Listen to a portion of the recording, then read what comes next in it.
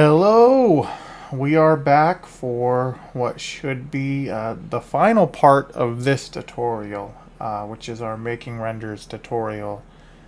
Um, there's going to be a lot that's going to get gone over today. I'm going to do my best to try and keep it concise and on topic. Uh, Getting into level sequences, control rigs, animation, all that kind of stuff. There's a lot of information. There's a lot of different tips, tricks, things that you'll find out there. But for the purpose of this tutorial, I'm going to try and keep it just relevant to just rendering still images. I may show a couple little easy, this is how to make an arm move or something like that for an animation. But for the most part, this is just going to be as if you were trying to go in and, make some promotional material for your game, or just make some cool renders, make some art, create something, So I'm going to try and keep it on point like that. And before we get into it and get started, couple quick things. We're going to want to go here to our plugins, and there's a few different plugins we're going to want enabled. We're going to definitely, at least for these characters, we want the MetaHuman. All of the MetaHuman plugins enabled. If you don't want necessarily all of them, the most important ones are the animator, the core tech, and the creator. I just recommend enabling them all. You may not need all of them, but at the very least, those couple ones, the main reason we're turning them on is we want access to the MetaHuman control rig. So I'm sure most of you watching this probably already know, unless you're just happen to be interested in trying to make a render and you have no idea what I'm talking about when I say Exandra characters. They're all rigged to the MetaHuman skeleton. So the MetaHuman control rigs are compatible with them right out of the box, and they're the easiest thing to use. Mine, I've done a couple different little modifications to here and there. You'll see mine will look a little different than yours is, and that's just adding controls for things like physics, things like that. Won't get into it too much for YouTube, but just give some controls over some of the additional we'll say anatomical features on these models. So my MetaHuman rig will look a little different than yours. One thing is if you do go in and you do modify your MetaHuman control rig, that gets stored. Dismiss this. That gets stored in your engine. So if I go here and I go to MetaHuman and then I filter by control rig, so you see I have a few different rigs here than what you might have in your project. So just keep that in mind. They will transfer across projects, so it's a little easier. You don't have to worry about migrating it or anything like that. The other thing we'll want to turn on, and this is actually completely optional. Normally when I do my renders, as cheeky and kind of simple as it is, I typically actually just get everything set up exactly how I want it. And then I'll literally go in with the Windows print screen tool and just capture a screenshot that way most of the time. You can also use the built-in high-res screenshot if you're not on Windows or you don't want to use that. You can just use the built-in screenshot tool. Or if you're actually trying to do like a proper, I won't call it necessarily an animation because it's a little different. But if you're trying to do like proper like rendered cinematics and things like that, what you'll want to enable is this plugin, which is the Movie Render Queue. And then the additional passes as well. So that'll let you do things like image sequences, kind of record gameplay in a little bit better, more advanced of a way than... There's a lot more tools and there's a lot more options than if you're just, screen capping, recording your screen. and things like that. So that's a good one to have enabled too, if that's more so in line with what you're looking to do.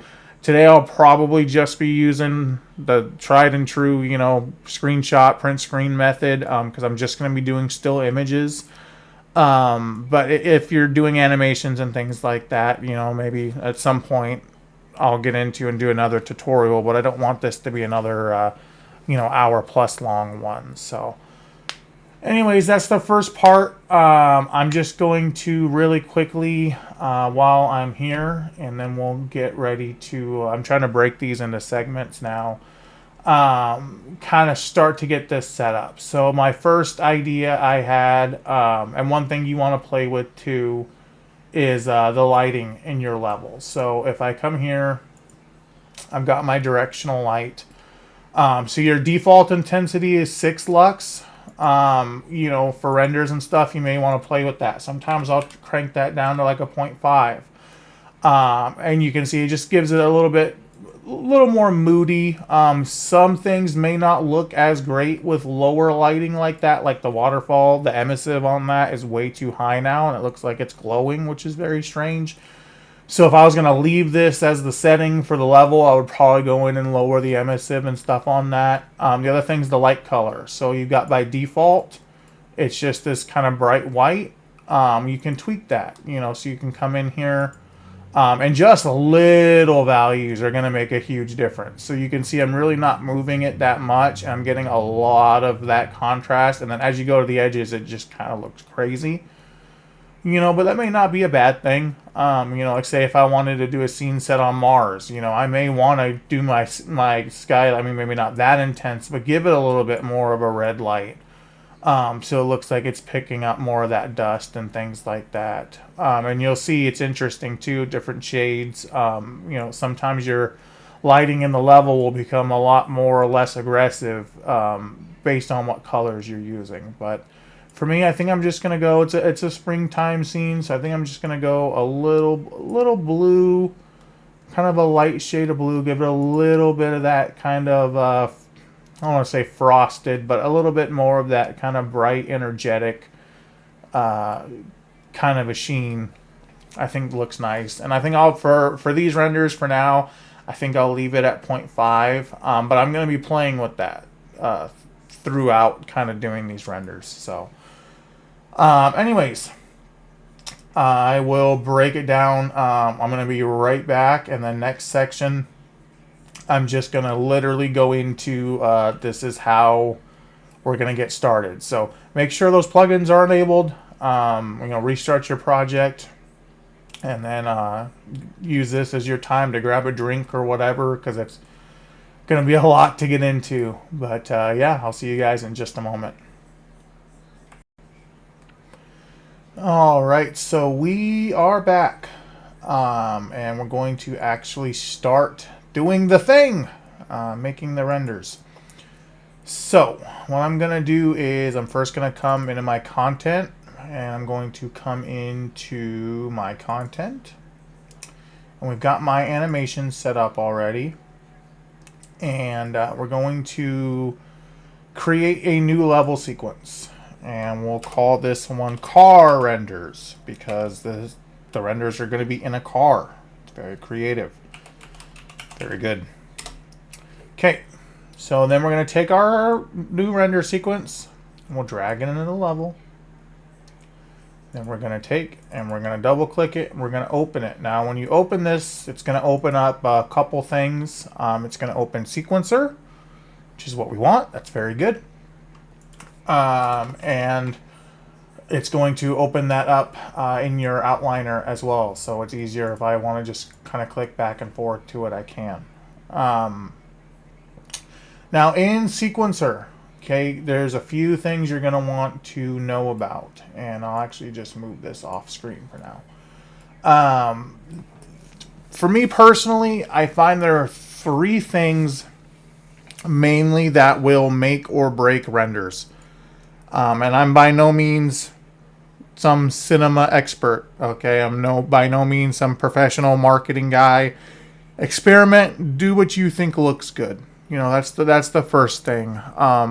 You can watch opinions. Everybody has one. At the end of the day, I've posted renders I've done that, some people absolutely love them and some people tear them apart and meme on me to no end. You'll find that everyone's got opinions. So at the end of the day, this is just for fun, so don't take it too seriously. But the main three things that I find that'll make or break, when you're doing renders. The first most important is your camera settings. And that's everything from where your camera is positioned to, what depth of field you're using, lensing, aspect ratios, all that stuff. And we're going to get into all that. And there's a few things that are a little bit more important than others, at least in my opinion. Particularly when you're trying to sort of focus on a particular subject. The other thing that is extremely important with it, in my opinion, actually more important sometimes than even the pose itself, is lighting. So you'll see me play a lot with different lighting, trying to use lighting to naturally draw your eyes to the subject that you're trying to shoot, and I see that a lot of times when people first start, and it was the same exact way, is not really using lighting in any meaningful way, and when you're doing renders, it's a little different with animations, but when you're doing just static images, lighting is extremely important.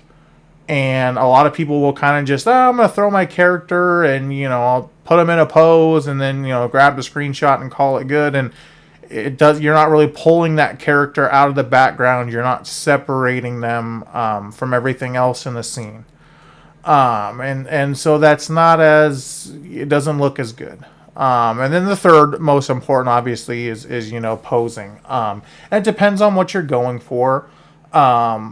You'll see and I'll link it in the description on Fab as well. Way back at the very beginning of the tutorial, I said there was one single paid asset I was going to use, and you don't have to use it. You can recreate it yourself pretty easily. It's if you know anything about control rigs, it's not that difficult to run facial morphs off a control rig. And in fact, I may even go in and just kind of briefly explain what it's doing and what's going on. So if you wanted to create your own, it would be a little bit easier for you to do. But so we've got our sequencer open. Okay. And so all we're going to do, and again, just for this little series here, this first shoot is I want to take her, put her in car, and take picture. That is all we're looking for out of this first, 1 or 2 stills. I'm going to limit it to like 10 at max. I don't want to have too many here. But, so how do we do that? I can click her. I can drag her. Cool, she's in the car. Obviously, that's not what we want. So what we're going to do is we need to do a few things. So first and foremost, in this sequencer, and you can do this with any actor. You can do this with Niagara, particle effects. You can do it with decal. Anything in the world you can click on can get added into sequencer. So that's one thing to keep in mind. You can do some really kind of fun, wacky things with it. So, just play around, do some different things. But for now, what we're going to do is we're going to take her. We're going to click add. And then over here, we're going to click Add Actor Track. And since she was already clicked, it's going to ask, hey, is this what you're wanting? We're going to say yes in this case. Okay, so she's in sequencer. The next thing, we're going to do the same thing with the car. We're going to add that as an actor track, and we're going to add SK Sports Car. Now, what you can do and what I highly recommend doing, and especially later on, okay, when you get into animations and stuff like that, this gets super important, is where things are being referenced to each other, okay? So, and what do I mean by that? What I mean is, like, for the instance of, for this particular level sequence, what I would want to do is I'm going to take this sports car, because I don't want this to always be in this level, right? I just want this here when I'm working on these renders. So I would take this, and I'm going to right click. I'm going to click Convert Bindings to Spawnable Actor. Okay, so what does that mean? Well, what that means is if we save everything. Okay, if I go and I take this and I completely delete it, okay, it's gone. It's out of the level now. Okay, so over here you've got this bool, which is for spawn basically. So if I was running this as an actual level sequence in my game, it would spawn that actor in. Okay, so just keep that in mind. I'm just going to bring it back really quickly, but that's what you would want to set up for moving forward, doing animations, and you don't want them in the level all the time. You can also change it to possessable. So you can convert the binding down here, and you can say, I want to actually, just kidding, I want this to be a possessable actor. What a possessable actor means is that that actor is always going to be in the level, and I just want to take control of it for this level sequence. So like, for example, and it doesn't necessarily have to always be in the level. You can run logic that spawns it ahead of time for the level sequence, and then it takes possession of it. But what this is doing is it's just directly spawning that actor in during the level sequence, which with that, you kind of want to be careful. You don't want to do too many spawned actors on one level sequence, because keep in mind, when it comes down to being time to actually incorporate this stuff into gameplay, you don't want to be spawning, 80 actors right at the start of a level sequence. It's going to stutter and it's probably not going to work. So play around with that. Possessable actors work very well. You can also do, and this is beyond the scope of this, but you can also do custom bindings. And then you would just create, a new replaceable binding class. And when you go in there, and I've actually made heavy use of this in my other project, you can look for things like actor tags. And things like that, or you can look for, there's tons of different things. So, for example, in my other project, I have a custom binding that looks for a specific tag. So, if I want to say, for example, if I walk up to a car and I want to, open the car door, I can have my character walk up to the car and interact with it, and that applies the tag, like this is the, say, like driven car tag, and then the level sequence would then, attach that specific car into the level sequence, instead of, having to search for every single actor or have a specific car or something like that. So if it sounds complicated, it's because it is. It's actually a little bit difficult.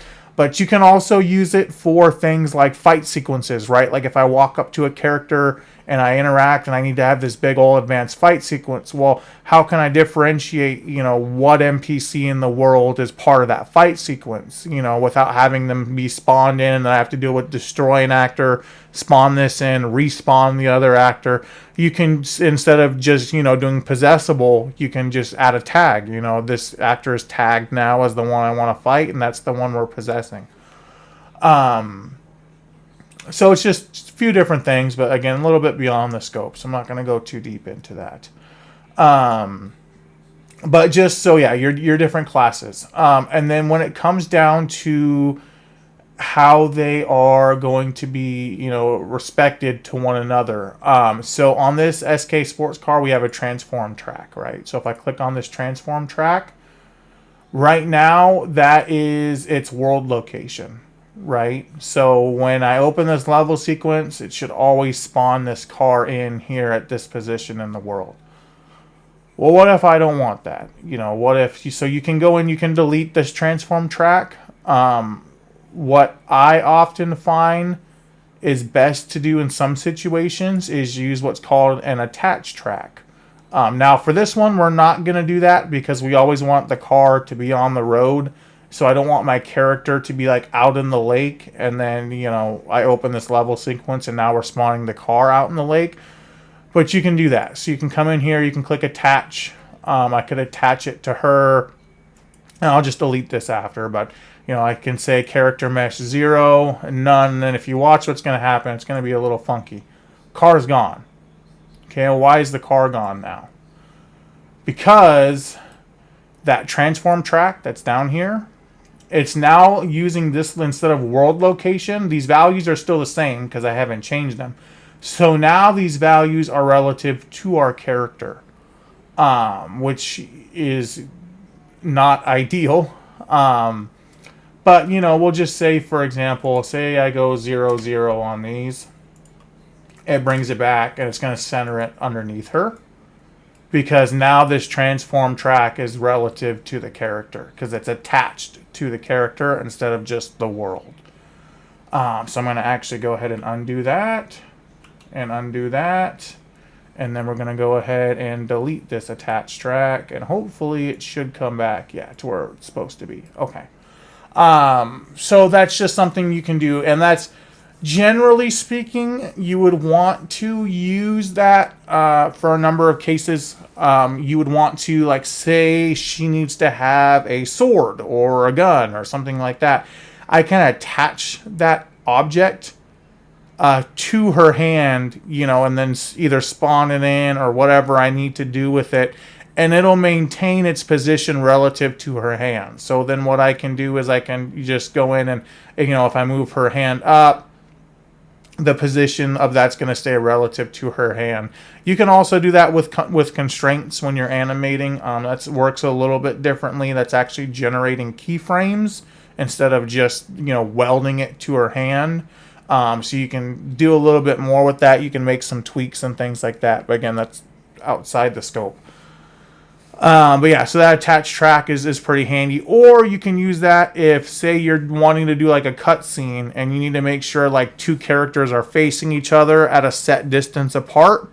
That attached track is perfect for that.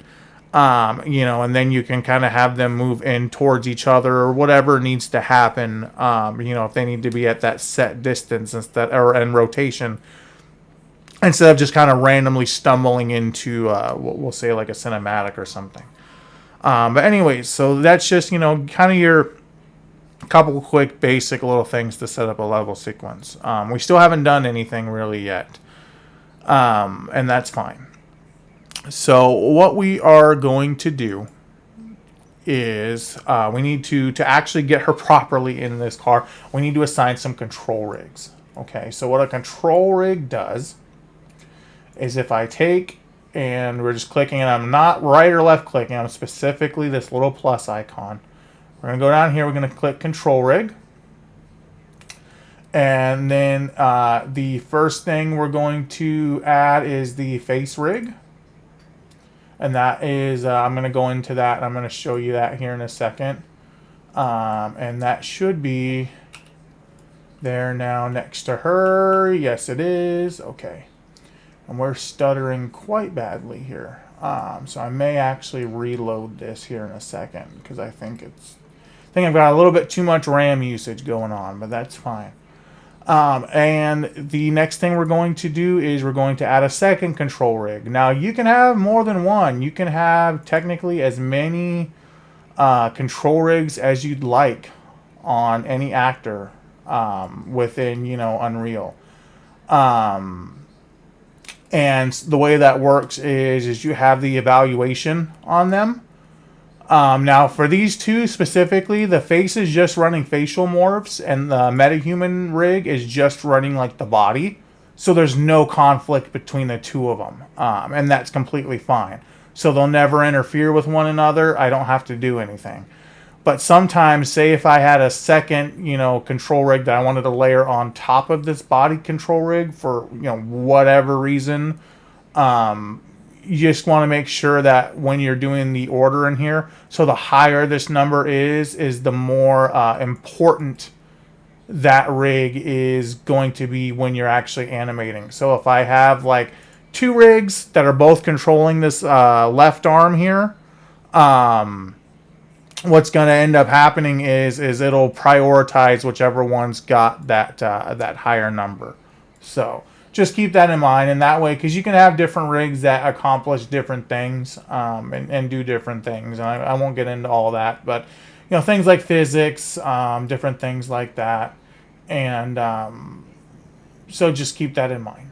It's really simple. And then I'm going to, before we actually get into moving her around and stuff, I'm going to take a quick break, and I'm going to restart this level so I can hopefully get a little bit of this jittering going. I don't know what's going on here with this. Like I said, I think I'm about out of RAM. So give me one moment. I'll be right back. Okay, so we're back. Just ended up actually restarting the whole project, so that's totally fine. I'm going to close some of these other things that I don't need just really quickly. It's funny, I went to restart it and Unreal said it crashed, so I'm thinking something was going on there. So that's fine. We're just going to go ahead and we'll close all these out that we don't need. Okay, so we're back. And so you'll notice that was a little strange, right? There wasn't a car, now there's a car. That's because, again, I have it set to that spawnable. So if I close sequencer, car's gone. I come back up, open it back up, car's there. It's because it's getting spawned in by the level sequence. So just keep that in mind. It's really handy, really useful little tip there. You'll also see, though, wait a second, what happened to all my controls and stuff that were here? Well, when you're in selection mode, it behaves like a normal viewport. So I can still drag things around, move them. Now, if they're not in the level sequence, it's not getting saved to the level sequence. So, like, if I just need to adjust an object in the background, I can do that via selection mode. But I may not necessarily want that to be in the level sequence. So what we'll want to do to get all of our controls back is go back here to animation. And then all your control rig and stuff like that are going to come back up. So really easy, really simple. So when we are doing renders and things like that, one thing you want to keep in mind, and once again, we detached this car from the character. So now if I go and I move the character into the car and then I was to close this back out, well, what happened is the exact positioning and stuff like that becomes lost because neither one of them is actually attached to the other one. So what would we want to do to fix that? Well, in this case, for this particular set of renders, we're going to actually also add a transform track to the character. And then once we have everything set up how we like it, we're going to actually keyframe it. So that way the positions stay relative, but they stay unattached. So what I find first and foremost to be kind of the most helpful is to get as close as I can in selection mode, just by moving the actual character to as close of a position as I can get it in without before I actually start playing with posing and stuff like that. So we'll want her probably in the driver's seat of this car, I think would be good. Okay, and you'll see some jittering there. If you saw the first part of the tutorial, the reason for that kind of jittering is the construction script trying to rerun the morph targets every time I drag it. So that means that's actually working for a change, which is nice because a lot of the times that doesn't end up kind of working. A little Unreal bug. I brought that up in the first part there. So I think we're probably about good there. I think that's about as close as we're going to get. So what we're going to do now is we'll kind of just drag her down a bit. It's probably a little too low. Actually, you know what? That's fine. We'll do the rest with posing. That's not a problem. Okay. So the tricky part with something like this is obviously I can't go in here. Actually, you know what? I actually probably could. And sometimes you can do this, and I'll show this to you as a little cheat trick here you can do. But if I take, and we're just going to go ahead and really quickly, we're just going to keyframe her transform there. And again, that's going to be world transform, okay?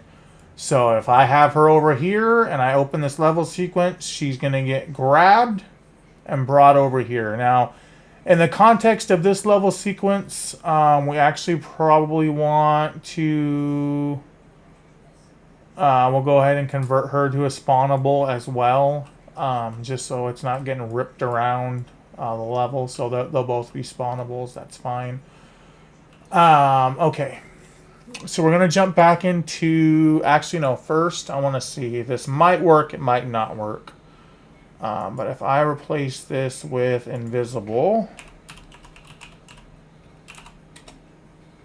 Okay, that's actually a lot easier to use, to work with for posing. So we'll go ahead and we'll do that. And I even still kind of have a frame for the window ledge. This just makes it easier to see kind of what's going on. And all I did is just, I have an invisible texture. I just changed the material to that invisible texture. So we can see what's going on inside the car a little better. And then I'm going to actually flip that back when we are done. But so we'll reopen our animation. So that's all there. All our controls and what have you. Now with the metahuman controls, okay, I'm actually going to go ahead and selection. I'm going to take, and just so her feet aren't in the ground, that can be important sometimes with collision. Try your best if you can avoid it. You can always just go in and turn collision off for the duration of an animation. That's a tongue twister there.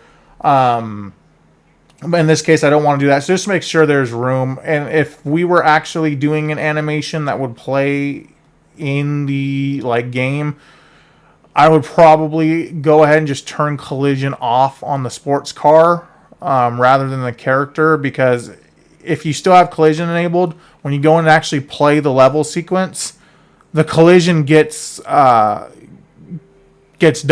So what that means is a lot of times it would be like she would be sitting down, but she would end up sitting above the car because she normally would be colliding with the car. So the engine tries to adjust the locations of things so that they aren't colliding anymore. And then you run into problems like that where she's like sitting above the car or to the right of the car or whatever.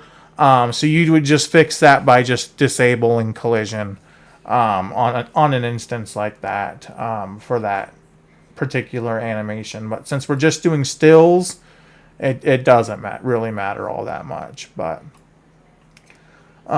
anyways, so actually with this open, it should, if I just click simulate, might actually crash my engine. Hopefully not. That might have been dumb.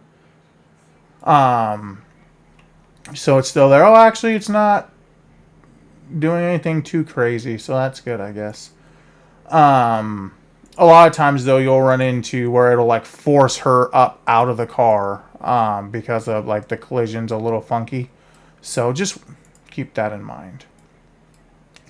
So we'll go ahead and we'll make sure again that she is there. Okay, that's good. And now finally we're going to go back into animation and actually start doing this thing. And I know this is getting long, so you can kind of, if you can bear with me, I'll just do this one, and then if you want to skip over the rest, be my guest. Skip over everything else. Anyways, so with the metahumans and stuff like that, they are, if collision's enabled, they do have like IK, FK collision for the feet and stuff like that. So what does that mean? That means if I take, for example, this the body here control, and that's inside of that car. So this is going to actually be very difficult. So here's what we're going to do, actually. We're going to, I think, take, because it's going to be too tough. I wonder if actually, can I just hide you for a moment? No, I can't, actually. So what we're going to do is we're going to go here to selection. And this is just some of the stuff you'll run into, right? I can't click on the controls because they're inside of another object. I'm sure there's some actual, well, that's not what I meant to be clicking on, way to solve that. But for now, what we're going to do is we're just going to take and we're going to drag her. And again, I did not mean to do that. Just drag her out to the side so we can actually get those controls. And then we'll pose her, and then we will go ahead and set her back where she needs to be once we've got the posing kind of close to right there. Okay, so what I was saying is there's IK, FK control. So what does that mean? Well, basically what that means is there is, it will try to, on certain things, actually go in and adjust collision and things like that for you. So if I take and I move, it's not actually being connected. That is a strange problem to have. Hold on 1 second while I fix that. Okay, think I got that sorted. Sorry about that. For some reason, it didn't look like it on screen, but the animation blueprint was still running in the background, and it was overriding the control rig. So I don't know why that was going on. I think I've had that happen before. I think it's just an Unreal bug. It shouldn't be. I'm not playing an editor. I'm not simulating, so that shouldn't even be running. I don't know why it was running. But anyways, that's what's going on. So now if I move it, it moves the character, it does the posing and stuff. So what I was trying to say earlier, before I was rudely interrupted, was certain controls, mainly on the metahumans, it's the feet. If I take and I move the body, because her feet are colliding with the ground, it's actually going to automatically try and generate that pose. Assuming there's valid collision with what they're colliding with, and that's the IK part of it. So it's kind of handy. You can still go in and override it if you want to. So like if I did this and I'm like, no, I want her foot in the ground, I can still move it into the ground, right? It's not a problem. But it just makes your workflow a little easier, makes things a little better. Anyway, so we're going to start actually trying to get her posed like she's kind of driving the car. So what we're going to do is we're going to try and kind of line her up. So what we'll do is I'm actually just going to go ahead and I think we'll use global control for this. So we have her where she is now. We're going to go ahead and we're going to go back and we're going to bake the transform again. And then we'll just offset everything with the global control. I think that might be a little easier for this case. So transform, keyframe. Okay, so now we find the global, and that's basically it's moving the entire character. Now, one thing to keep in mind, okay, my lighting in this case, because I assigned it to the root is gonna move with the character, so that's fine. But you'll see the capsule component is not moving with the character. So that's an important distinction, okay? Because what that means is, as far as world position is concerned, she is still where this capsule collision is. It's just the mesh and the rig and everything else is getting moved. So if you and you probably wouldn't do this, but if for whatever reason you had a level sequence or you're having, collision enabled and things like that, and you're trying to hit her and it's not hitting her, that's probably, and say she's getting shot through the windshield, something like that, and there's no collision getting done, that's because she's actually still here, as far as the engine's concerned, as far as, at least for the capsule. If you have collision on the meshes, that's different, and that should still work fine. But if you're using capsule collision, it stays behind. Okay, so that does not move with the rig. So just keep that in mind. It's an important distinction there. So anyways, we're going to go and we're going to, like I said, try and approximately get this position down here. So we're going to take, and I think we're going to move, not the hips, we're going to move the body down a bit more, and we're gonna see scaling wise if this is gonna work. I may need to scale this car up a bit. And we'll see. I think we might get away with it, but we'll see. And we'll rotate the body. And again, it's trying to solve for all kinds of things. So if you need to just move the legs, which I'm going to end up having to just move the legs, then just move the legs. But we're going to take, and unfortunately, you're not going to see it on these renders, so it's fine. The other thing, just quick tip, world and local space. So local space is going to move you along the vector like of the body. So because I rotate the body, it's now at this angle. If I need to, so now if I want to move her body straight downwards, that's going to be tough to do in local space. So I can just click world space and drag it, and it works just fine. So that's another thing just to kind of keep in mind. I think that's going to be pretty close. And then we're going to go up the chain here. So the next one is we're going to go to, we'll go to spine 1. And just start kind of giving these a little bit of rotation to bring her into a more kind of upright position.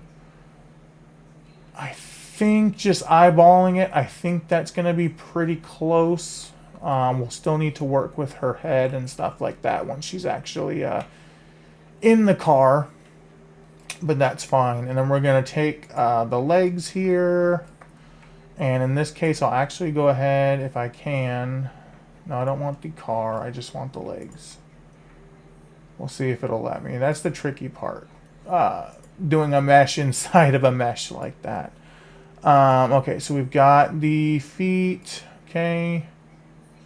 We'll go to local space. And we're going to take both feet and we're just going to move them forwards into a seated position. And see about where that's going to line up. I think maybe bring them up a bit more. That is a bucket seat and a half. But I think that should be okay from the outside. So now I'm just going to go ahead and once again take the global control. And we're just going to slide her the rest of the way into the car. And we'll see how I did. That's actually, I'm not too far off. I think I'm pretty close, actually, to kind of a position. She's going to be a bit way too tall, I think, but that's okay.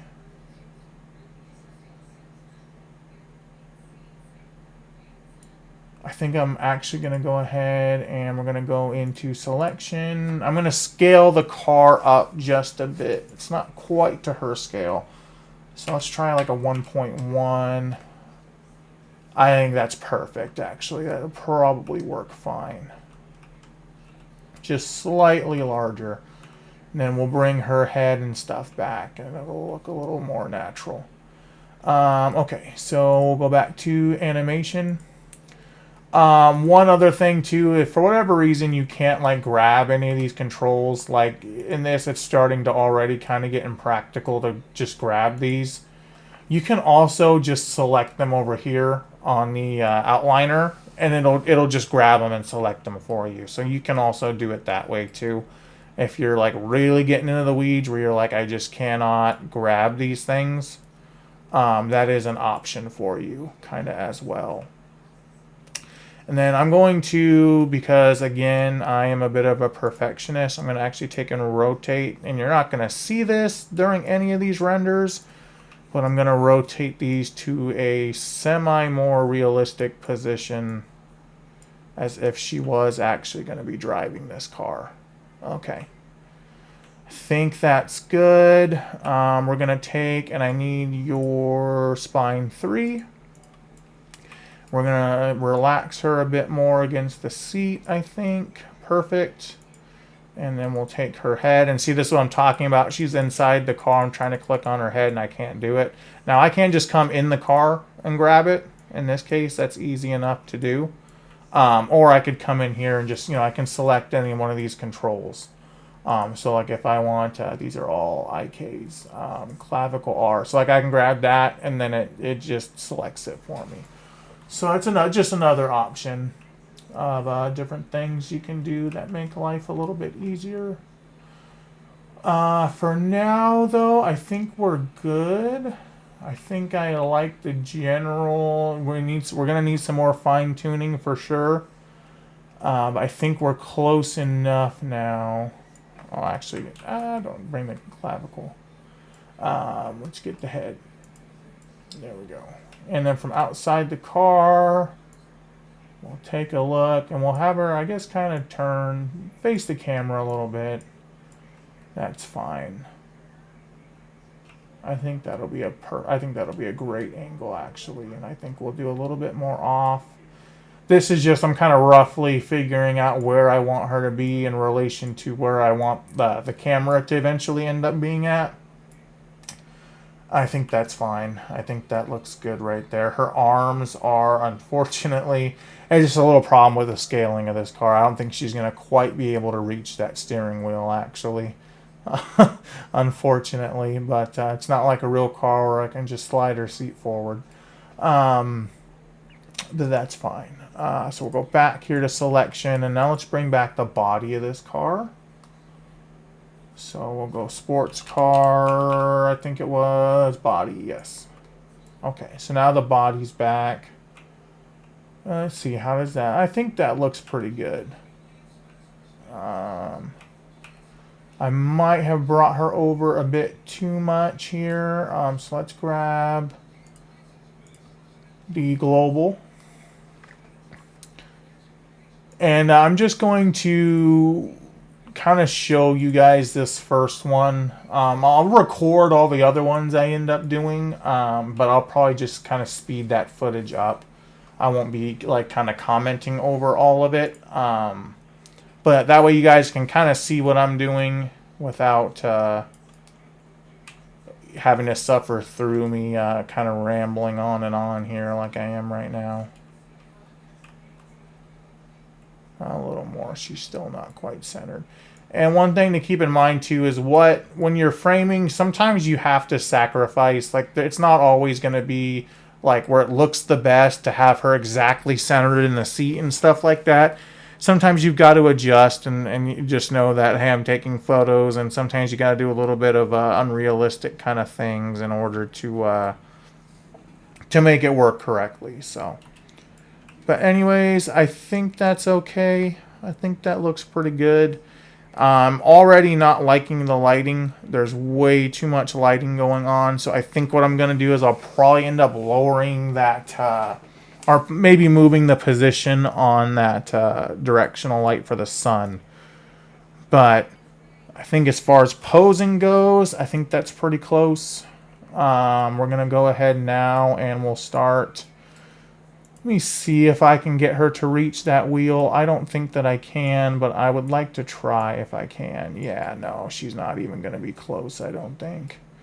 Maybe I can get it a bit closer.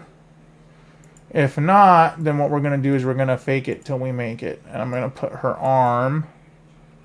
Oh, so close, but so far. Yeah, if I didn't have to scale it up, she'd probably make it. But that's fine. So what I think I'm going to do is we're going to fake it, and we're going to make it look like she can reach the wheel. How are we going to do that? I'm going to take this arm, and I'm going to move it. I'm going to prop her arm. She may need to come over a bit more. How do I want to play that? That door's a bit too... So I can either raise her, but then that's going to be the head. No, you know what? I think I'll leave it as it is. So we'll put it on just like the door frame or something like that. I think that's completely fine. And then this other arm, I want to make it believable that she's grabbing the wheel. I think from that angle, I think that's fine. You could almost say her arm's under here grabbing it from the bottom. And then this arm, can we reach the shifter? That would be kind of fun, I think. If we can reach that. I don't think we can though, unfortunately. Yeah, scaling's just a bit too off on this vehicle. And again, it's free, so I'm not going to complain too much. But since this arm's hidden, this is a cardinal sin, by the way. In most renders, this is not going to look good. But this arm's totally hidden from where we're taking our photos from. So it's not going to look that weird. I'm actually going to stretch Armstrong her a little bit here. And you can see from inside the car, I mean, the shirt hides it quite well. It doesn't actually look too bad. But that would, with certain outfits and stuff, that would look really, really bad to stretch her arm like that. But in this case, it's fine. We want it to look like she's driving the car. So we're going to do that. And I actually may, if that's below...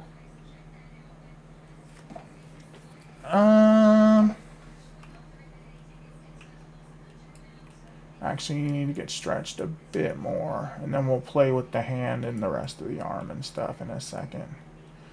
You can even see, even from here, it looks like she's got freakishly kind of long arms because of how much I had to stretch it. But I don't think it's that noticeable. I think it's fine. It's a little bit noticeable, actually.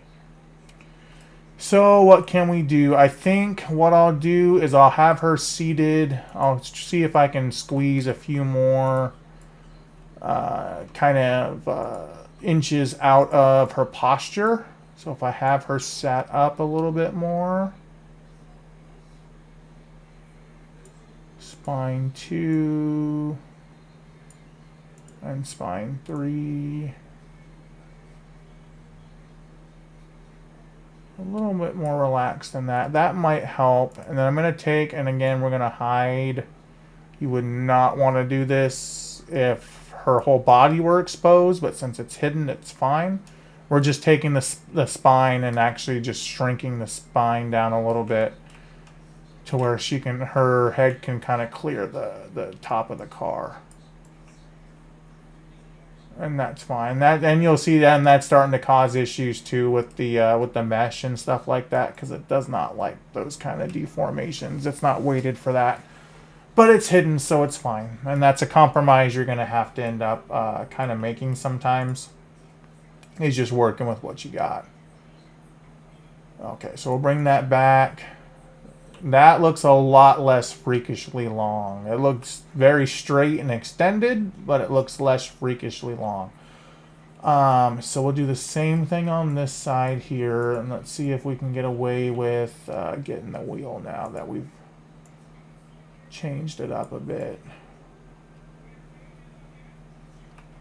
I think what I want to do is I'm going to take and we're going to rotate this guy up. We're almost there. So I might take, and we'll see if we can get away with a little bit of it. A little bit of stretching here and see if that works. How far does it need to come? About there, I think. From this angle, it looks like crap. But from this angle, which is where we're taking the photos from, it doesn't look too bad. That's not too shabby. I think that's fine. So we'll do that. Okay. And now we'll take, and we've got to get some of the, I'll probably speed this part up. So you see how to move all this, how to move everything around. It's just grabbing these control points. You can either rotate them, you can, move them if you have to. I usually say never ever do that. I almost never do that in my own animations because it tends to lead to all kinds of stretching and weirdness and it doesn't look right. But when most of the mesh is hidden, like this time, you can get away with it. Usually I'm just using the rotation on them. With some very, limit, like I said, sometimes you don't have a choice. But so I'm going to speed the rest of this up. I'll go in, I'll pose the fingers and all that stuff, how I want them, tweak a few more things, but you see how to move it and all that stuff, and I'll record all that too so you can see what I'm doing. But that's kind of the gist of it, and then as soon as there's something relevant, I'll go back over and post or something like that. So Anyways, talk to you guys in a bit.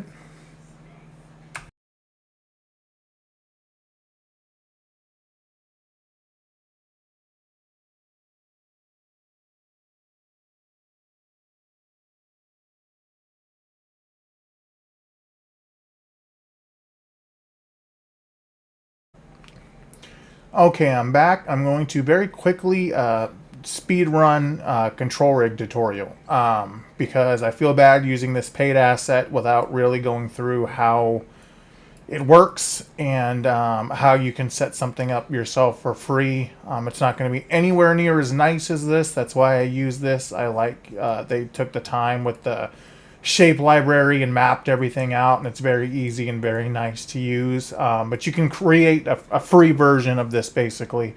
Very simple. Some things simpler than others. Like certain things are just going to be floats, like the funnel, the pucker, the forced closed mouth, eyebrows, things like that. But once you start getting into like moving the mouth and stuff like that, it gets a little bit more complicated. But I'll kind of just show you some of the basics real quick. So I'm gonna save everything I have so far. We're gonna come here to the content drawer and just really quickly. So we're gonna look for F4 head 16. This is the one we're using. So if I go here and I right click, and we'll create a control rig real quick.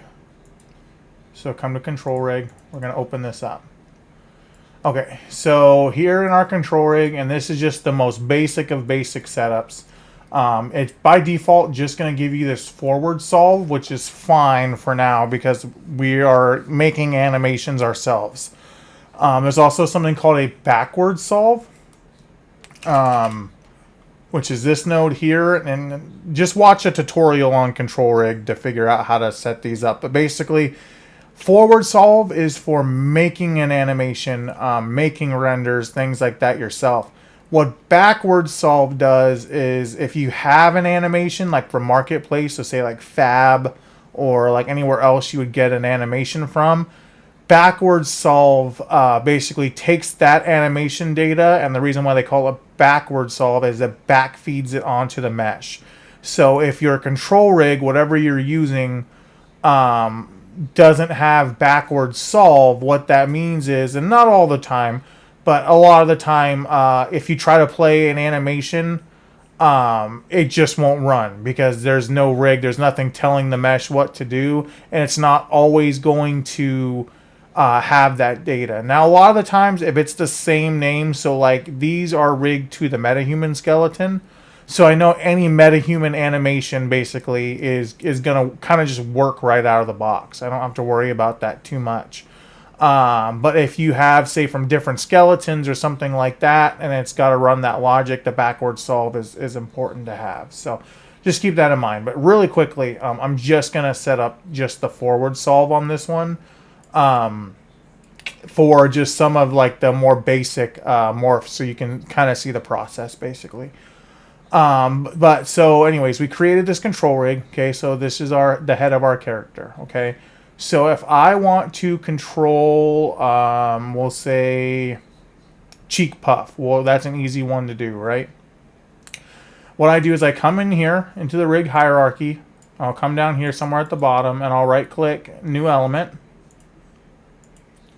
Oh, that's right. You got to click on a one of the bones, sorry. And then you'll go to a new control, and then it's not parented, even though it has the same name, it's not actually parented. You'll see it's not like dropping down from the thigh forward L, so that's fine. I'm just going to rename this, and we'll rename it to like cheek puff.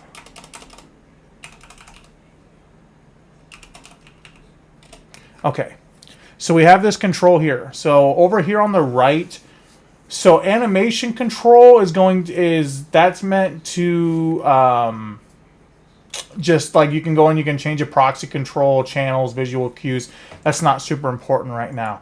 What is important is the value type. So Euler transform, what that is, that's for like moving part of the mesh. So if I want to move an arm, or I want to move a finger or something like that, like you just saw me doing. That's what the Euler transform is for. Now, in our case, we're trying to drive morph targets. So the way that we do that is we actually change this value type to a float, because when we're running morph targets, and I should actually probably just open this up. So this is the head here. So literally what is going on is in this morph target viewer, and you can kind of already tell. So if I go here to cheek puff, right? And I set this to a value of 1.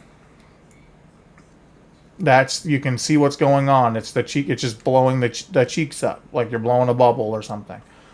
And there's a ton of these different ones you got to set up, and it takes a long time. You can spend days and days on a single rig sometimes. That's why like I said, worth it for the, $20-$30 for whatever this one costed. And I'll link to that in the description. But we're setting a weight to it, right? So right now the weight's at 1. Now it's at 0, okay? So over here, by default, it's going to be at 0. So I want to take this control here, and you can actually sometimes go beyond what is supposed to be the limit. So if I came in here and I typed like 2 in, for example, or if I did 3, you see how it's slow, kind of overextending it. Eventually you start running into issues like this though, where it starts just really morphing. Like if I did something really crazy, it just starts really absurdly kind of morphing the mesh. And some are worse than others, but generally you kind of want to keep it to the supposed maximum, maybe a little bit over. You can just play around with that till you hit an upper limit that you're like, okay, this looks really bad. So we'll leave it for 1. So over here, back on my cheek puff control, you come down here to value. When I change it to float, you now have a min and max value, okay? So the minimum is going to be 0. In our case, we'll keep the maximum at 1, okay? Now, when you do this, it creates a little control doodad here, okay?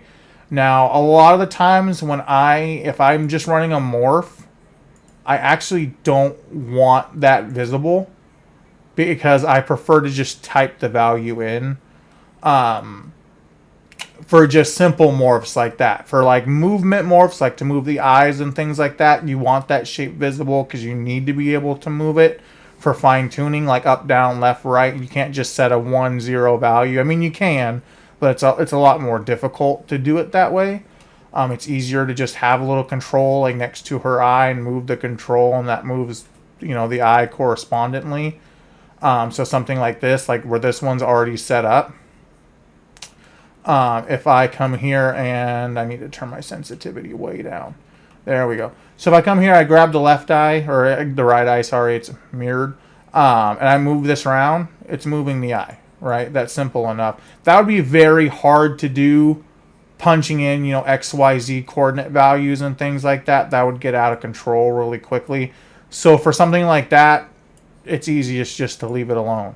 But for like the funnel, for example, so if I click on this, right, all it's going to do if I click on current, so it's same thing, min, max, minimum 0, maximum 1, current is 0. If I slide this along, it's just setting that value from 0 to 1, and it's moving the mouth, right? So the same thing goes over here. So I have this min, max, minimum 0, max is 1. I'm going to drag this in, and this is how you actually like connect all this up.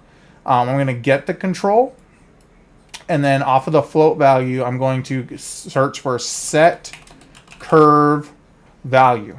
And what the curve values are is literally just your morph targets. So if it's on the correct skeleton and the correct mesh, I should be able to just drop down here, and you'll see, so these are all my morph targets for this mesh.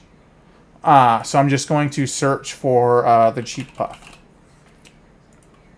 And then I'm going to take this float value here. I'm going to plug that into value and compile.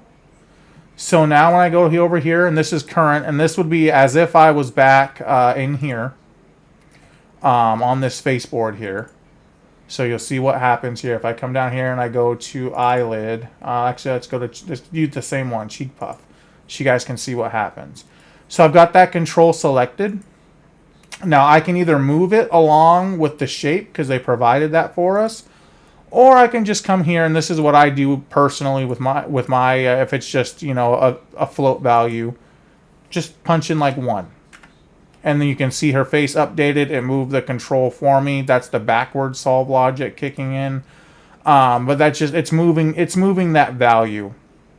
And that's all I'll do for most of my morphs. For the facial stuff, this rig has just about everything you would want to do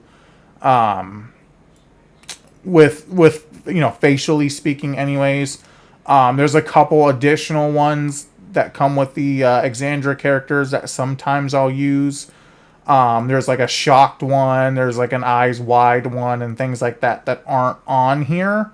So typically, like in my other project, I have an additional facial control rig that's just values that'll sit down, you know, here below the bottom or whatever, that I can go in and set. If there's anything I find I want to use that's maybe not on this pre-done one. So, but anyways, back over here. So we'll set that up. So now same thing, just like I did there. If I punch in this value of 1. Now it's there, because what it's doing is it's got the control, it's getting the float. This is a float value 0 to 1, so it's getting that value, it's passing that on to the morph target.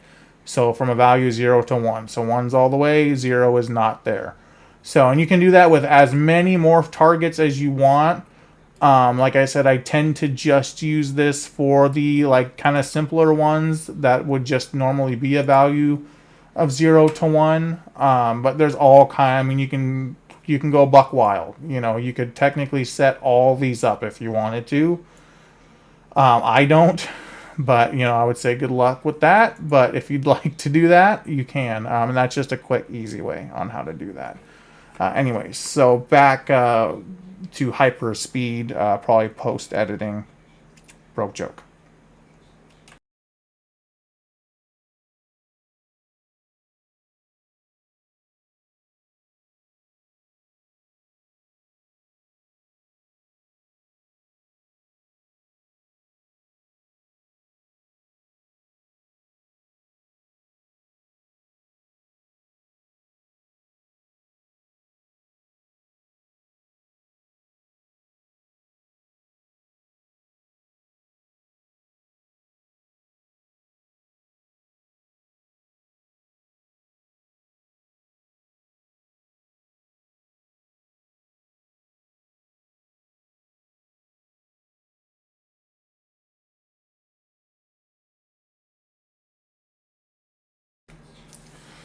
Okay, so we're back, and I think I'm pretty much happy with this pose and roughly this camera angle.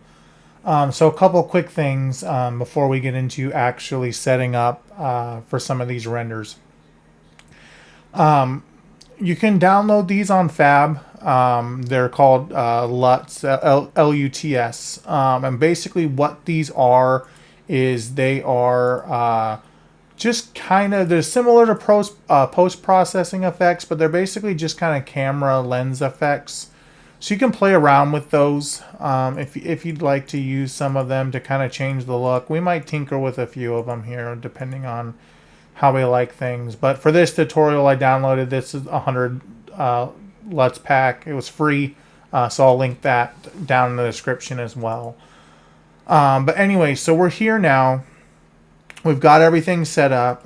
It helps ahead of time to kind of position the viewport camera essentially where you are going to want to take the photo from. And the reason for that is because when you go here and you actually create the cinema camera, it's going to spawn it in where the viewport is at the present moment. So I'm going to go ahead and I'll click on this. Okay. And so what you'll see is a couple things. So immediately, right, like the focus and stuff is out of focus and things. That's fine. We're not that worried about that right now. Couple of quick things with this I think people get tripped up on. These two buttons here are very important. Okay, so right now what we're going to do is we're going to unlock it. Okay.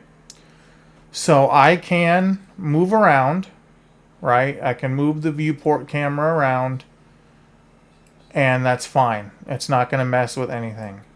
Now, if I was to click on this again, it's going to move the camera to where I am now, which I don't want. So if I want to go back to that camera, is this top button. So the top button locks the viewport to the camera. The bottom button locks the camera to the viewport, so you can like pilot it around. Now, what you can also do is you can also just take the camera actor and move it and rotate it and do all that directly, and that's totally fine. So just some different ways of moving it around. But if I wanted to, like the easiest way, if I wanted to kind of just take and move this a little bit, is just to click this first. So lock the viewport to the camera and then click the second button. And now if I just move the viewport, it's actually moving the camera shot, if that makes sense. So hopefully that's kind of easy to understand, not too difficult. But you would move it as you would the viewport camera. So what do we want to do about the focus and things? So that's when you get down here to this camera component. Okay, so you have a lot of settings here. Well, actually not right away. We're going to actually add more. But the first couple ones you want to look at, and actually if I come over here to the details panel, what I like to start with just to get going is the focus distance and the aperture. Okay. What the aperture is it's basically sort of your zoom on the camera. So if I actually, or excuse me, I have it backwards. Your aperture is adjusting how far in and out of focus things are. So that's important. But your focus distance is adjusting where that boundary layer is. Okay. So for example, if I do an aperture of 1, right? That's very strange looking. So the near objects are extremely blurry, but the far objects are crystal clear, right? And that has to do with our focus distance, okay, where the camera is trying to focus in at. So one super helpful thing to visualize that is if you come in here to your, just click on camera component, come down here, and you search for draw debug focus plane. So if you click on that, it'll take it a second. Or either that or it's so far out it's not even in view. So what we're going to do is we'll come in here and then we'll add some manual focus settings. It's fine there.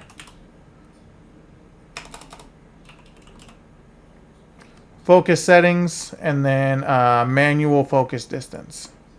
Okay. So we should be able to now, if I take this value and I bring this way in, I can already tell you there, yeah, it was so far out that it wasn't even visible. So I'm going to bring this in until it just kind of roughly intersects her face, more or less, because that's kind of the focus of our shot, is going to be on her face. So you can see now it's starting to come into view. Maybe a little bit more. Let's do something like there's probably perfect. Okay. So now we're going to go back in and we'll make that an even 238. And we're going to come back in now. We're going to turn that off. So now you'll see that effect is reversed. So she is much more clear. The objects in the background are the ones that are out of focus. And what that's very handy for is basically your eye, because these are out of focus, it gets into psychology, which I am not, by no means one to consult about psychology. But essentially, things that are out of focus, your mind tends to want to gravitate towards the object that's in focus. So in this case, because she's our subject, we want her to be primarily in focus and everything else out of focus. So what aperture is doing is it's adjusting the amount of that, how strong that effect's going to be. So how blurry out of focus things appear. So if I crank this value up, you'll see everything starts to kind of come back into focus, right? And now everything's just crystal clear. So just find a value that you like. You know, like I would probably, for something like this, I don't want to go too crazy. I would probably do something like, we'll try 2. I think 2 looks good. 1's a little bit too out of focus for everything else. But so we've got her in focus and then the immediate objects around her. Now we've got focal length. So that's going to be kind of your zoom in, zoom out. You know, how wide of an angle do you want? You can go almost, more of a fisheye. You can come in a little bit closer. So you can play around with that. In our case, I think I want it kind of fairly close in. So I think something like that's fine. And then we'll go 32 on that. I think 32 is perfect. Losing my voice a little bit. Sorry. And then over here, so you've got additional. So you've got lens settings, crop settings, focal length, aperture. These are all just over here. When they're over here, it's nice because you can keyframe them. So again, when you're getting into animations and stuff, you can adjust these settings on the fly. If I wanted her to drive by, and have it, really crystal clear on her as she drives by. And then as she's moving away, keep the focus on the car and keep all the surrounding objects, kind of out of focus. You can do that. And so it's just a really nice feature there to have. And then you can get into, focus distance, horizontal, field of vision. That's all just tied into the manual focus distance down here. You can constrain an aspect ratio. And what that is basically just means it's whatever aspect film back settings you have up here, it's constraining it to that. I generally, for my renders, like to turn that off. And then what I'll do is up here, instead of digital zoom, I'll go custom. If it will allow me to do that. I may need to go back in and add that in as a option. Let's see here.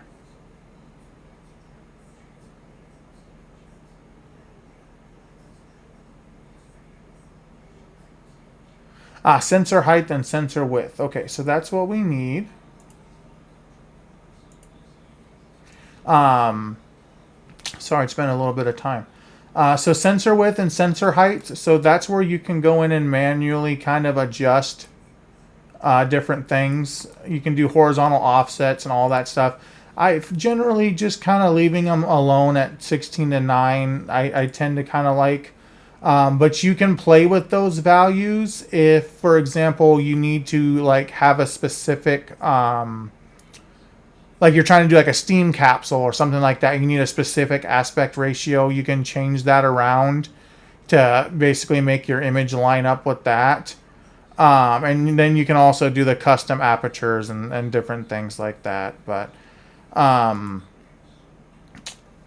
which I've already done before. I'm trying to remember where the option is. But you can basically directly adjust the field of focus and things like that. We may need to just do sensor height and sensor width here and see if that'll let me do that.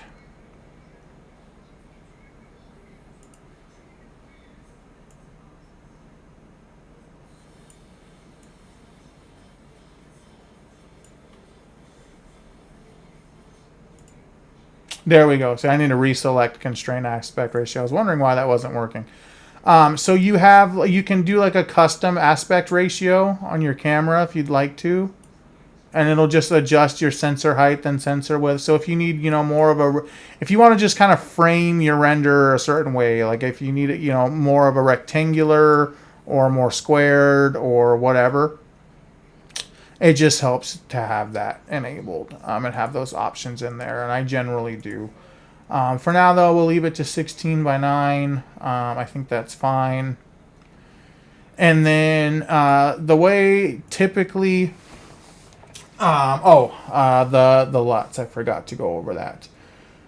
So you can come over here and you can search for post, not roast. Post-processing. You can attach a post-process to this. Or you can also look for LUTs. It's another way of doing it. Color, it'll be down here. Color grading. LUT. So you would turn that on, and then you would load in one of those LUTs we just downloaded. So let's go. Let's see. I haven't gone through any of these ones yet, so let's see what we've got. Let's see. Cafe mood. Why not? Let's drop that in. So you can see it's just putting in that that kind of like basically it's like a filter, like what you would use on social media, basically, just to kind of adjust the image a little bit. You can also basically adjust the intensity of it, right? So like I can turn it down. If I have it at 0, it's just going to be like the regular image. And you can kind of adjust it and filter it in and out and things like that. Actually, I think that doesn't look too bad. Let's go like 0.6 on something like that. And you can kind of get and you can just dial it in from there. So what I would want to do, I actually kind of like the way that's looking. So we'll do something like that. I do want to just quickly adjust. I think I'm going to tilt her head just a little bit. Just a little bit. And maybe a bit more up. A little bit more off towards the front. Okay, and then I think I want to grab her eyes.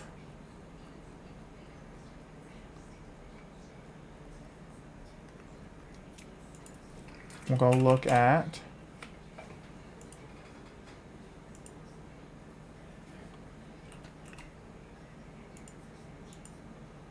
And, oh, I need to unlock the viewport, sorry. So we got that selected. Unlock the camera from the viewport. And then where is my control here? Unselect that.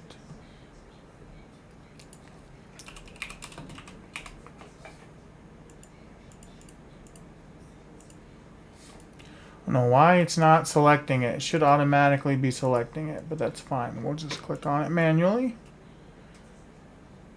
And then we're going to go ahead and this is going to be kind of tricky to do, but that's fine.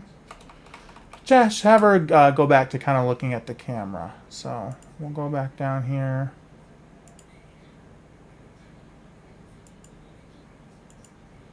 So it needs to come just to the right a bit.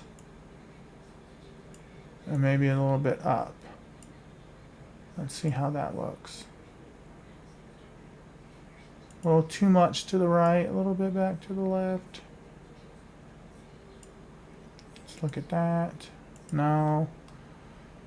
And these are kind of tricky. I'm going to come down here. I'm going to, I think, actually type this in increments. So we've got, that should be the X value, right? Yeah. So let's try 0.45, and then we'll look at that. Oh, it's actually pretty close. Okay, so we'll go 0.4. 0.3. Perfect. Okay, so 0.3, it's pretty much bang on. And then, like I said, so you can do this one of two ways. We definitely want the texture streaming pool off thing, so we'll just go down here. We'll disable all screen messages for now. We'll enter that, and that'll get rid of that. So we've got this, and like I said, there's two ways to do this. You can come into the hamburger menu up top here, and just click on. I haven't done that actually in so long. I have not used a high-res screenshot. There's a hotkey for it. Let me look up what that is.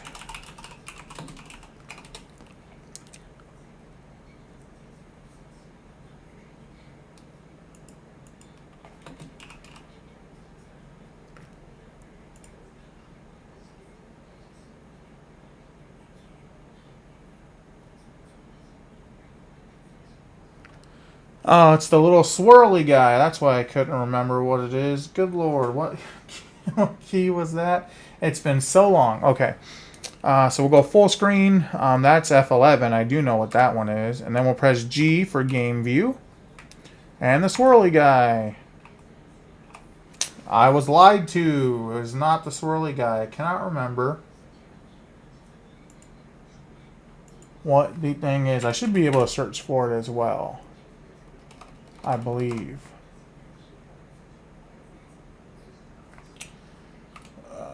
I never do it this way, so I'm just trying to show you guys all the ways to do it. It's been a minute though.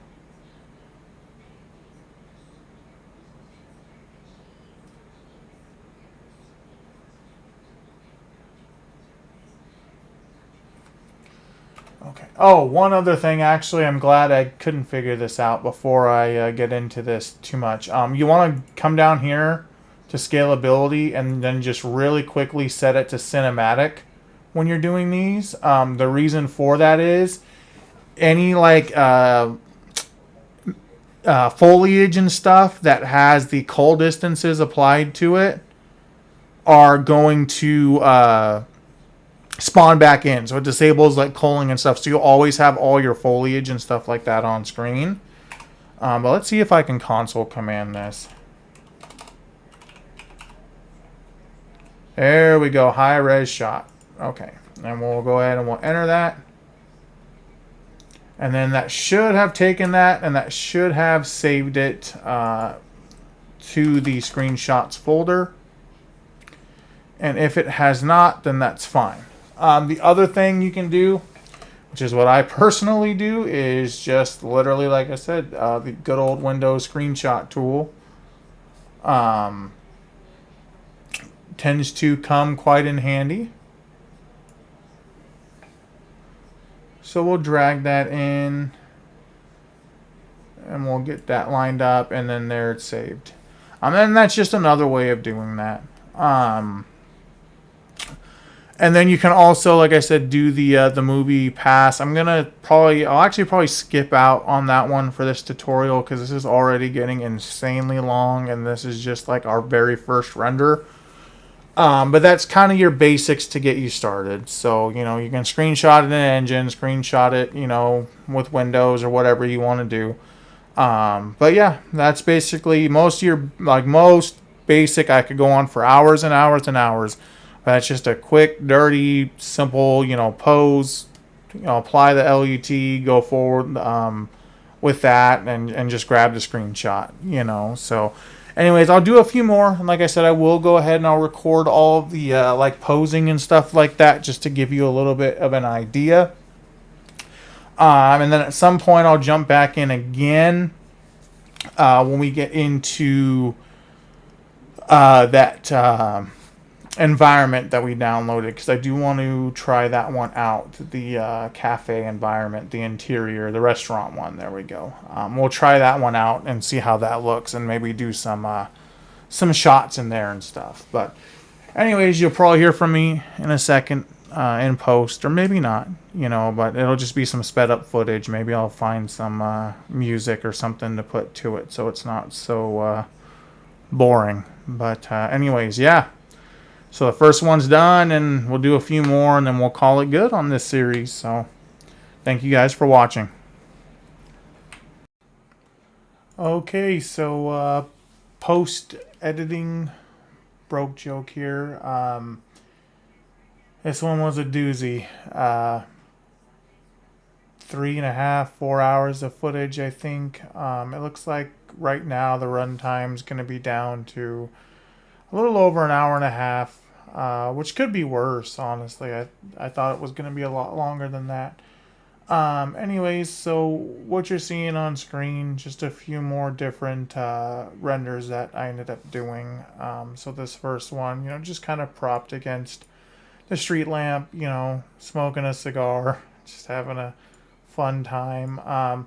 Some different things. So like I mentioned earlier, you know, you can have Niagara effects in your level sequence and have those be spawnable. You know, so you see me kind of fiddling around with the attach tool and attaching the cigar. At first I tried the hand, that didn't really work. Ended up going with the head. And then actually attached the Niagara effects to the lighter, so like the flame and the later on the smoke effect actually were just attached to the lighter, so that when I needed to move that around, everything moved with it. And so it's a little easier sometimes. Like there's place and time for every tool, and I couldn't really possibly go over all of them, unfortunately, as much as I wish that I could. But just play around with it. Hopefully, this gives you a little bit of a sort of foundation as to what you should be looking out for, what you should be doing.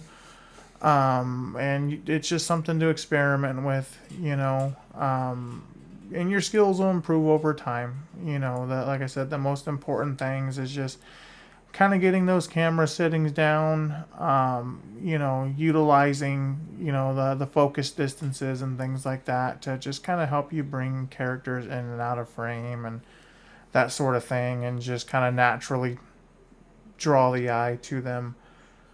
The next thing you'll see, if it's not already up on screen, kind of move to the next render. Just did a little meadow scene. Which is pretty interesting. As I was kind of doing that one, some different things, just playing with the foliage tool to kind of just increase, put in a little bit more foliage in and around the character for that one. It helps out, and then you'll see me kind of go in and actually start just manually placing some of the static meshes as well for the ones that needed to be kind of real close to the character, because the foliage tool is just not going to give you that level of precision when you need to do something like that. So that one was a lot of fun. That was really super interesting. And then the last one you'll see, and I'm sure the footage probably hasn't caught up with me just yet, but you'll see it kind of move into that environment that we ended up downloading, that sort of diner environment. And it was actually very nice. Highly recommend picking that up, actually, if you need something like that for your game or for a cinematic. The only real changes I made to the environment was I did add in a point light just to give a little bit more lighting. The scene was quite dark, so I did add that in, and just to increase the overall lighting in the scene.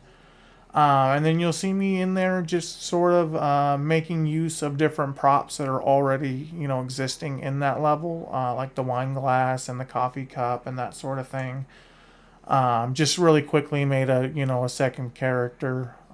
So nothing, we covered that way back in the first one.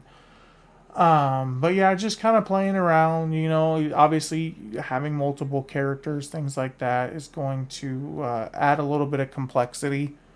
And one technique I do like to use for that, is just to kind of try in as close as I can, grab the other character's point of view, and then having, like you'll see me doing that with the facial control rig, from the other character's point of view, making sure that, characters are looking at each other, and that sort of thing, because it just adds to the realism of the renders. It makes them look a bit better, in my opinion. And sometimes you'll want your character looking at the camera.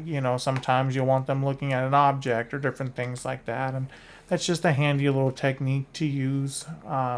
Just go to that object and make everything line up. It sounds simple because it is. Let me think, what else have I not covered? I think that just about does it for everything, at least in this tutorial series. I'm debating doing maybe a couple more. That'll be down the line in the future. Probably nothing this extensive. I think I'm close to, it's got to be 20 hours deep now, getting all this done for you guys. So it's a bit of a time sink, but I'm happy to do it. This was actually very informative, even for me. I tried a few different new techniques. It was a fun challenge. using just free assets and stuff like that. It definitely kind of expanded a little bit some of my own knowledge with the modeling tools and that sort of thing. So it was good fun. And it just goes to show, you don't need to shell out tons of money to do something halfway decent. And one of my favorite saying is just make it exist first, and then make it pretty later. Um, and I think that's a lesson. Even no matter where you are on your dev journey, whether you're brand new or in it a few years, just work with what you have. Everything doesn't have to be necessarily go out and spend money. It's easier said than done. Your time's also valuable. If you have the means, to get the asset and save you the 2 hours making it, then sometimes that's worth it. But you can do a lot with very little. Is the point I'm trying to make. So, anyways, this has been a ton of fun. Hopefully, I'm not missing or glossing over anything important. I don't think I am. Everything's kind of on screen for you as well. So, any questions, I'm happy to answer them. And hopefully, this will help you at least learn a thing or two. That's the whole point of this. So, it's been great making this series for you guys. And you'll see me do some other stuff too. I'm not just shutting down after this, but there'll be little shorter ones, no more hour and a half long videos, I hope.